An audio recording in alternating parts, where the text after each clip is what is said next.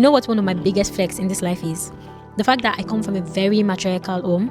So for my mom's side of the family, my mom was raised in a very matriarchal home. Like the women have always sort of been leaders, have always sort of taken charge, not in a way that emasculates the man, no, but in a way that it's kind of honored the woman, not just as a creator, but also as a provider. So I've kind of grown up with that mindset from seeing the women around me just sort of going after their goals and working hard and being able to provide for their children, okay? Like being able to clothe their children and put food on the table. And I promise you, like, if you meet my mom and her sisters, they can be the girliest girls ever in the sense that they love fashion, they love shoes. You know how Yoruba women are, but they've sort of, I don't know how to explain it, like, it's something in my mother's lineage. They've sort of found the balance between being the fashion girly girl and being the woman that she can hold down business. And I've grown up with that. And every day I'm so grateful. I remember even growing up, my mom used to emphasize, I remember this conversation vividly with some of my friends from high school, like with their parents and my mom, and they were talking about how, you know, now that we're finishing school, go to uni, get married, have children. And I remember my mom vividly saying how, no, my children, they have to explore first, like let them explore the world, let them travel, let them see other things. And, you know, my first one was like, no, like, you know, they become too exposed and,